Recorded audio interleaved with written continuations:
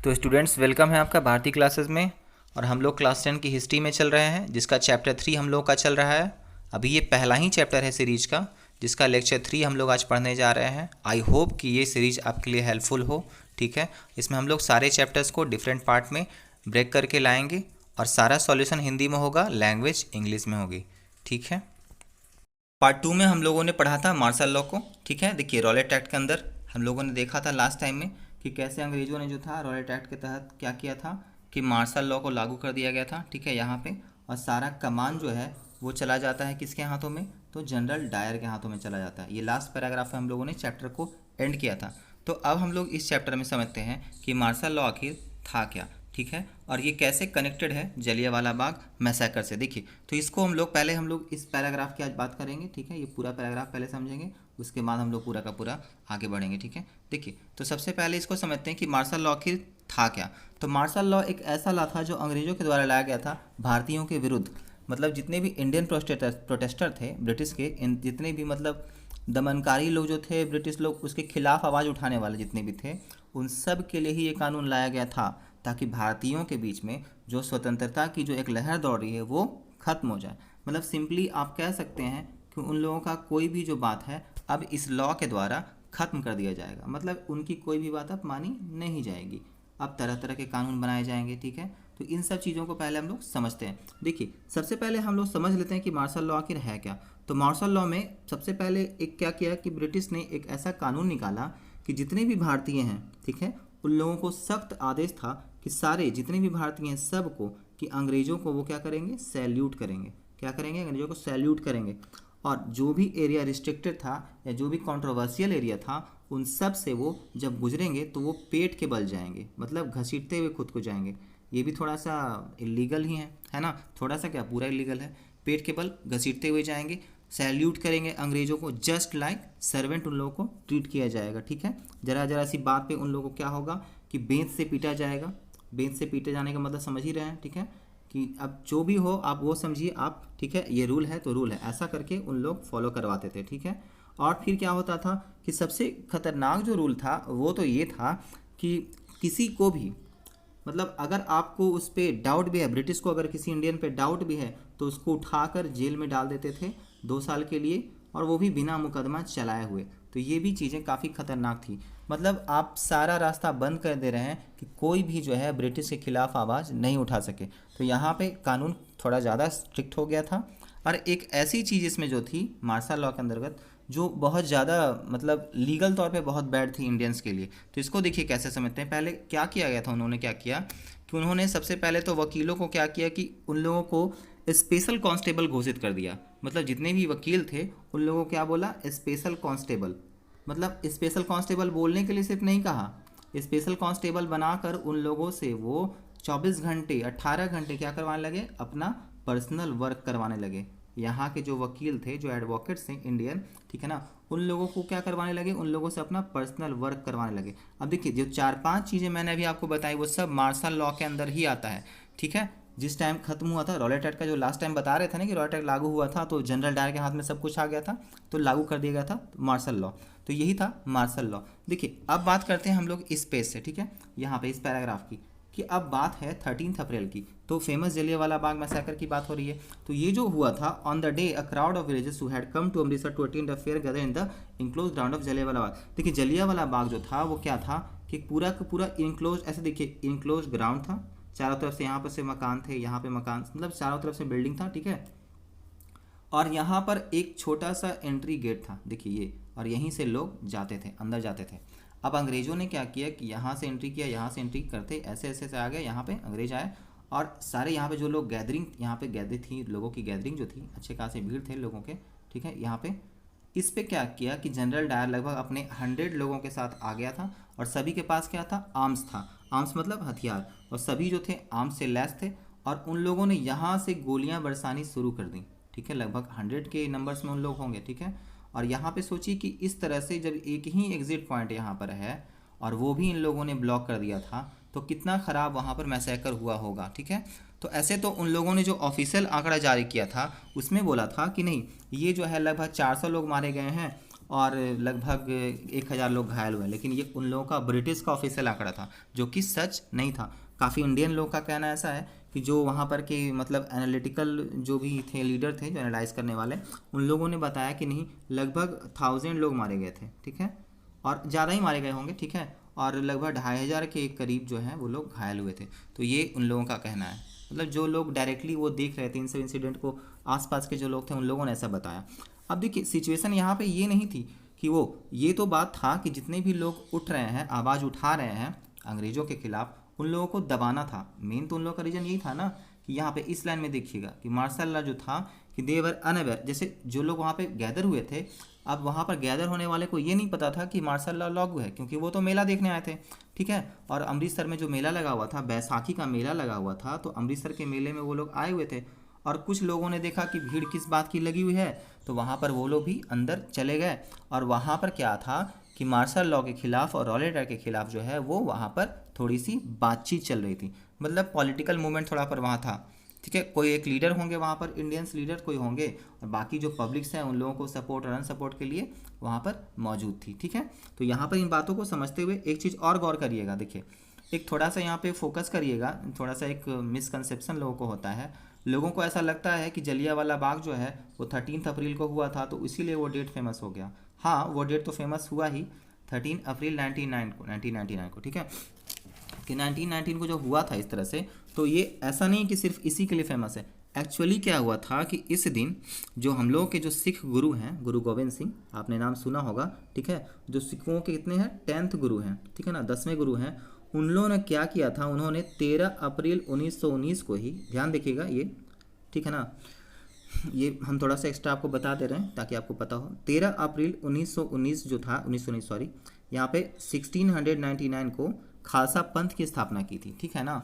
तो ये उसी दिन बैसाखी के रूप में मनाया जाता है। कब मनाया जाता है, तो 13 अप्रैल 1699 को, ठीक है ना। तो इस टाइम क्या हुआ था कि उन लोगों ने इसका फाउंडेशन किया, तो ये इसी के लिए, इसी के सेलिब्रेशन के लिए वहाँ पे लोग गैदर थे, और उसी दिन ये इंसिडेंट हो गया। हाँ, तो अच्छा है, वहाँ पे मास कंजेशन होगा, ठीक है। अब लोग जो है वहाँ पे तो निकल पाए नहीं, तो काफ़ी ज़्यादा अच्छा वो हो गया होगा, है ना। मैसेकर ने तो काफ़ी भयानक रूप ले लिया था। ऐसे कहा जाता है कि वहाँ पे जो लोग थे उसमें से एक, उसी बाग के अंदर में, मतलब जो जलियांवाला बाग जो था वहाँ पे ही एक वेल था, लगभग 150 से 200 लोग तो उसी में कूद कर मारे गए थे, ठीक है। तो ये भी सिचुएशन काफ़ी ज़्यादा बैड थी, और लोगों के लिए इसके पास इसके अलावा कोई चारा नहीं था, क्योंकि सारी तरफ से वो ब्लॉक था, ठीक है। अब यहाँ पे देखिएगा, अब यहाँ पे ये जो लाइन है, ये लाइन काफ़ी इंपॉर्टेंट है। देखिए यहाँ पे ये दोनों लाइन की बात हम कर रहे हैं, ये दोनों लाइन, ठीक है। जब भीड़ हटी थी, देखिए एग्जिट पॉइंट को तो हट गया वहाँ पे, ठीक है ना, 100 ऑफ, अब वहाँ से भारतीयों के बीच में जो है रोष उत्पन्न होना शुरू हो गया था, ठीक है ना। तो उन्होंने क्या किया कि देखिए एक यहाँ पे मोरल इफेक्ट देखिए ना, to create the minds of the satyagrahis a feeling of terror and awe. देखिए पहले तो था कि उन लोगों ने जो था, पहले तो जो भारतीय हैं वो लोग अवेयर हो गए कि अब अंग्रेज लोग जो हैं अब इन लोग को यहाँ नहीं देंगे, रहने नहीं देना है, ठीक है ना। अब क्या था, सिंपल है, एक तो ये वाला भावना का वहाँ पर हुआ था, इमरजेंस हुआ था, और दूसरी क्या थी, दूसरी भावना ये थी, अंग्रेज़ों ने जो बोला कि नहीं नहीं, अंग्रेज़ों के मन में तो था कि सीधा सीधा जो इंडियन है ना प्रोटेस्टर, उनके मन में टेरर बैठा देना, मतलब डर बैठ जाना चाहिए किसी भी तरह का, ठीक है। तो वो अपने इस काम में सफल हो गए थे, ठीक है। तो वहाँ पर ये बात अब यहाँ तक समझ में आई होगी आपको। अब चलते हैं हम लोग नेक्स्ट पैराग्राफ की ओर। देखिए जब जलियांवाला बाग हत्याकांड का जो पूरा का पूरा जो मैसाकर का जो न्यूज़ फैला पूरे सब तरफ से, देखिए यहाँ पर सारे तरफ से जो जलियांवाला बाग का जो न्यूज़, यहाँ देखिएगा इस लाइन में, ठीक है, यहाँ पे जब फैला था गलियों गलियों में, ठीक है ना, सारे गली मोहल्ले में फैल गया था, तो बहुत सारे नॉर्थ इंडियन टाउन्स और स्ट्रीट में चला गया था, ठीक है ना। तो सब लोग स्ट्राइक करने लगे, इस लाइन में देखिएगा, स्ट्राइक पे उतर गए सब लोग, बहुत से लोग जो थे मतलब काम पे जाना आना सब बंद कर दिए, ठीक है ना। पुलिस और जितनी भी गवर्नमेंट बिल्डिंग थी उन सब पे क्या होने लगा, अटैक होने लगा, ठीक है ना। और जो भी सिंपल था कि जो भी मतलब एक गवर्नमेंट जो था उसको एक ब्रूटल उसका रिप्रेशन, जो मतलब कहने का मतलब है कि उसकी दमनकारी जो नीति है सब को उन लोग क्या करने लगे, मतलब अपोज करने लगे कि अब नहीं चलेगा, ठीक है ना। अब क्या करने लगे देखिए, लेकिन यहाँ पर सिचुएशन इतना ख़राब था कि यहीं पर अंग्रेज़ों ने एक और अजीब ढंग का लॉ लाया, ठीक है ना। उन लोगों को इंडियन को फोर्स करना शुरू किया, इस लाइन में देखिएगा कि इंडियन को फोर्स करना शुरू किया कि आप अपना नाक जो है वो रगड़िएगा ग्राउंड पे, ठीक है ना, ठीक है ना। और ज़मीन में से मतलब गली में से जहाँ से भी गुजरिएगा तो घसीटते हुए जाइएगा, ठीक है ना। और सैल्यूट। तो मैंने सब सारा चीज़ सबको बता दिया है, ठीक है। समझ में आ रहा होगा ये तक, यहाँ तक तो बात समझ में आ रही होगी आपको, ठीक है ना। और लोगों पे कोड़े बरसाते थे। तो देखिए अब क्या था कि ये पूरा का पूरा जो था, ठीक है ना। और हाँ देखिए यहाँ पे ये इंपॉर्टेंट कि गुजरावाला जो पंजाब में है वहाँ पर बम भी बरसा दिया गया था अंग्रेज़ों के द्वारा। ये भी सिचुएशन काफ़ी ज़्यादा ख़राब थी, ठीक है। अब महात्मा गांधी को इस बात की खबर हुई, ठीक है ना। तो उन्होंने क्या किया कि called off the Satyagraha movement, तो उन्होंने सत्याग्रह आंदोलन को क्या किया, वापस ले लिया। महात्मा गांधी ने सत्याग्रह आंदोलन को क्या किया, वापस ले लिया, ठीक है, रोक दिए थे। अब शुरू करते हैं यहाँ से। देखिए ये पैराग्राफ, जैसे रॉलेट एक्ट का जो सत्याग्रह था वो बहुत बड़ा आंदोलन तो था ही, ठीक है, लेकिन बहुत बड़ा आंदोलन होने के बावजूद भी मेनली वो जो था वो सिटीज़ एंड टाउन्स में ही फैला हुआ था, ठीक है। अब महात्मा गांधी इसको चाहते थे बड़े तौर से लॉन्च करना, ठीक है। बड़े तौर से लॉन्च करने का मतलब ये हुआ कि पूरे देश भर में ये फैलना चाहिए, ठीक है ना। लेकिन ये बात पॉसिबल नहीं थी जब तक हिंदू और मुस्लिम अलग अलग हों, ठीक है। अलग अलग होंगे तो आप खुद देखिए कि हिंदू और मुस्लिम अगर एक नहीं होंगे तो वहाँ पर जो प्रोटेस्ट है उसको ज़्यादा स्ट्रेंथ नहीं मिल पाएगा, ठीक है। तो उन्होंने क्या किया कि ऐसा ये पॉसिबल तो था नहीं, तो उन्हें लगता था कि देखिए वो क्या किया, उन्होंने क्या किया कि फिर खिलाफत मूवमेंट जो था, खिलाफत इश्यू का जो मुद्दा है उसको उठा दिया। देखिए ये खिलाफत इश्यू को ऐसे समझते हैं कि पहले सबसे पहले उसमें क्या हुआ था, ये पूरा पैराग्राफ की मैं बात कर रहा हूँ, लाइन बाय लाइन इसको अंडरलाइन करने में गंदा हो जाता है, ठीक है। तो मैं इसको इतना पूरा बोल रहा हूँ, ठीक है ना, देखिएगा समझिएगा इसको लाइन बाय लाइन, ठीक है। The first world war had ended with a defeat of Ottoman Turkey. देखिए तो जब फर्स्ट वर्ल्ड वॉर हुआ था तो उसमें देखिए ऑटोमन जो तुर्की के जो शासक थे ना ऑटोमन, वो हार गए थे, ठीक है। तो उस समय एक थोड़ा सा र्यूमर उड़ गया, ठीक है। वहाँ पर देखिए एक मतलब जो खलीफा थे, ऑटोमन जो सम्राट थे वो क्या थे, खलीफा थे। आप लोगों को पता है कि वो काफ़ी ज़्यादा मतलब स्पिरिचुअल हेड थे, इस्लामिक के स्पिरिचुअल हेड थे। अच्छा कैसे हम लोग समझते हैं कि कोई हेड जो है किसी रिलीजन का काफ़ी हेड है और उन्होंने किसी अपना जो पूरा का पूरा जो ये क्या बोलते हैं ऑटोनॉमी है सारा का सारा वो दे दिया, किसी को हैंड ओवर कर दिया। तो खलीफा उसी तरह का एक पोस्ट है कि जो मोहम्मद पैगंबर साहब जो थे ना उनकी बातों को मानने वाले थे, ठीक है ना, उनके फॉलोअर्स थे, ठीक है। तो वही थे वो ऑटोमैन जो टर्की जो थे वो उसी तरह के खलीफा ही थे, ठीक है ना। वो क्या थे, स्पिरिचुअल हेड थे, इस्लामिक स्टेट, इस्लामिक वर्ल्ड जो इस्लामिक वर्ल्ड जो था आपका उसके एक खलीफा थे, देखिए, ठीक है ना, उसके हेड थे। तो ये देखिए वहाँ पे क्या हुआ कि जब वो हार गए थे, ये ब्रिटिश के द्वारा क्या हुआ था, वहाँ पे हार गए थे उस समय। ये काफ़ी ज़्यादा मतलब फर्स्ट वर्ल्ड वॉर में बहुत सारा हुआ था लड़ाई, पता ही है आप लोग को, ठीक है। तो उसके ऊपर क्या की जाएगी ना कि किसी तरह की कोई ट्रीटी जो है वो इम्पोज कर दी जाएगी। देखिए यहाँ पर बात बता रहा है कि was going to be impose on the Ottoman empire. यहाँ पे देखिए peace treaty, harsh peace treaty. अब क्या कहने का मतलब है कि कोई भी समझौता जो है वो मतलब पावरफुल कंट्री जो है वो क्या करेगा कि वीक कंट्री के ऊपर इम्पोज कर देगा, तो वो काम वो कर सकते थे। तो ये बात से जो थे वो बेचारे ऑटोमैन तुर्की जो थे वो थोड़ा सा मतलब ये थे, डिप्रेस थे इस बात को लेकर के, ठीक है ना। तो ऐसा उनको पता था कि सख्ती से मेरे ऊपर कोई ट्रीटी अगर ऐसा मतलब सौंप दिया जाएगा, मतलब मेरे ऊपर ये इम्पोज कर दिया जाएगा तो हम प्रॉब्लम में आ सकते हैं, ठीक है। तो ये बात से वो थोड़ा सा अनअवेयर थे और वो थोड़ा परेशान भी थे, है ना। तो इस समय महात्मा गांधी ने क्या किया कि वहाँ पर इस बात के लिए क्या किया कि महात्मा गांधी ने उसके मतलब हेल्प करने का फैसला कर लिया, ठीक है। तो वहीं पर देखिए महात्मा गांधी ने क्या किया, यहाँ पर देखिए उसके जो टेम्पोरल पावर्स जो थे, खलीफा के जो खिलाफत आंदोलन के जो थे कि पहले इन दोनों के जो हेड थे ना वो थे मुस्लिम लीडर्स थे, दो ब्रदर थे, ठीक है। एक का नाम था अली एंड शौकत अली और एक का नाम था क्या, मोहम्मद अली। देखिए एक मोहम्मद अली है और एक शौकत अली है, दोनों भाई जो थे इसके मतलब हेड थे, लीडर थे, ठीक है ना। ये खिलाफत जो आंदोलन था उसके लिए जो खिलाफत समिति बनी थी, खिलाफत कमेटी, उसके ये देखिए यहाँ पर लिखा हुआ है खिलाफत कमेटी, ठीक है ना। ये बॉम्बे में फॉर्म किया गया था मार्च 1990 में। आप इसको अंडरलाइन करके इंपॉर्टेंट में लिख भी सकते हैं, ठीक है। तो ये young generation of Muslim leaders के थे, दोनों भाई जो थे वो यंग जनरेशन थे, ठीक है ना। तो इन्होंने क्या किया कि स्टार्ट किया फिर महात्मा गांधी से मिलकर इसको एक मास मतलब मूवमेंट देने का काम किया इन लोगों ने। दोनों भाई जो थे खिलाफत मूवमेंट वाले जो थे, ठीक है ना, अली बंधु और जिसको अली ब्रदर्स ही बोला जाता है, ठीक है ना। तो हम लोगों ने इसको ऐसे देखा कि ये लोग क्या बोले कि नहीं अब हिंदू मुस्लिम को मिलकर ही लड़ना होगा, अगर बड़ी मतलब कोई भी मतलब कार्रवाई करनी है तो आपको लड़ना होगा, मिलकर लड़ना होगा। क्योंकि देखिए यहाँ पे एक काफ़ी बात इंपॉर्टेंट है, देखिए यहाँ पे एक यूज किया गया है, ठीक है ना, वर्ड कि Muslim under the umbrella of a unified national movement, ठीक है ना। देखिए हिंदू तो पहले से थे ही, तो गांधी जी तो पहले से समझते थे कि नहीं यही एक मौका है जब हिंदू और मुस्लिम को एक ही अम्ब्रेला के नीचे ले आया जाए, मतलब कि एक ही मतलब सोच हो सबकी। तभी ये प्रोटेस्ट जो है वो ज़्यादा फोर्सफुल हो सकता है। तो अब देखिएगा, अब बात चलती है कहाँ, देखिए तो कलकत्ता का जो सेशन हुआ था, कलकत्ता कांग्रेस का जो सेशन था, देखिए सितंबर 1920 में कलकत्ता का जो सेशन चल रहा था, उसमें क्या किए कि उन्होंने, महात्मा गांधी ने बहुत सारे मतलब जो लीडर्स थे अलग अलग, सबको खिलाफत मूवमेंट के लिए राजी कर लिया था। देखिए खिलाफत मूवमेंट के लिए राजी कर लिया था और बोल दिया था देखिए कि इसी के साथ एक नए मूवमेंट का शुरुआत होगा, और वो था क्या, नॉन कॉपरेशन मूवमेंट। देखिए नॉन कॉपरेशन मूवमेंट का शुरुआत भी इसी के साथ शुरू हो जाएगा। तो महात्मा गांधी ने इतना सब करके सब कुछ अरेंज किया। ये सारा कुछ इसलिए था ताकि आप मास प्रोटेस्ट कर सकें ब्रिटिश के खिलाफ। ठीक है, अब थोड़ा सा यहाँ पर एक चीज़ और समझ लेते हैं कि इसी के इफेक्ट से जो हम लोग के जो रविंद्रनाथ टैगोर थे, रविंद्रनाथ टैगोर, उन्होंने क्या किया था कि नाइटहुड की जो उपाधि थी, ठीक है ना, उसको अंग्रेजों को वापस कर दिया था। रविंद्रनाथ टैगोर हम लोग के जो इंडियन पोएट थे, उन्होंने नाइटहुड की उपाधि इसी घटना से दुखी होकर वापस कर दी थी। और यहीं पर महात्मा गांधी ने जो शुरू किया था नए मूवमेंट को, उसको हम लोग क्या बोलते हैं, नॉन कॉपरेशन मूवमेंट।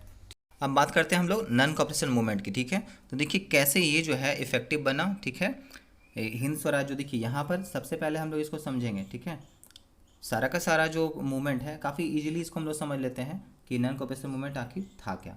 पूरा का पूरा सिस्टम देखिए, एक फेमस बुक है महात्मा गांधी की, हिंद स्वराज। ठीक है, उन्होंने देखिए महात्मा गांधी की जो फेमस बुक थी हिंद स्वराज, उसमें क्या हुआ था कि महात्मा गांधी कहा था, उनकी मतलब पहले से जो सोच थी वो उन्होंने पहले उसमें बताया कि देखिए इंडिया में जो भी हुआ है सारा कुछ, वो किसके सपोर्ट से, मतलब जो ब्रिटिश यहाँ पर शुरू आए थे स्टार्टिंग में, ईस्ट इंडिया कंपनी, तो सपोर्ट किसका था, तो सपोर्ट था इंडियन का ही। ठीक है, और आज हम लोग जो है सपोर्ट करते करते उन लोग को इतना बना दिए कि वो हम लोग पे शासन तक करने लगे। ठीक है, तो देखिए तो ये क्या था, सपोर्ट का मतलब क्या होता है, दूसरा वर्ड में आप बोल सकते हैं ना कॉपरेशन। ठीक है, तो कॉपरेशन, तो ये कॉपरेशन कर रहे थे, लेकिन अगर हम उसको सपोर्ट ही नहीं करेंगे, ठीक है, तो सपोर्ट अगर नहीं करेंगे तो ये क्या बन जाएगा, नॉन कॉपरेशन। तो सिंपल है ना ये बात कि ये अब सहयोग से ही बने हैं, तो अगर हम सहयोग नहीं करेंगे तो ये खत्म भी हो जाएंगे। ठीक है, क्योंकि उनकी जड़ें अब पहले जैसे जैसे 1600 में थी उतनी ज़्यादा मजबूत तो थी नहीं।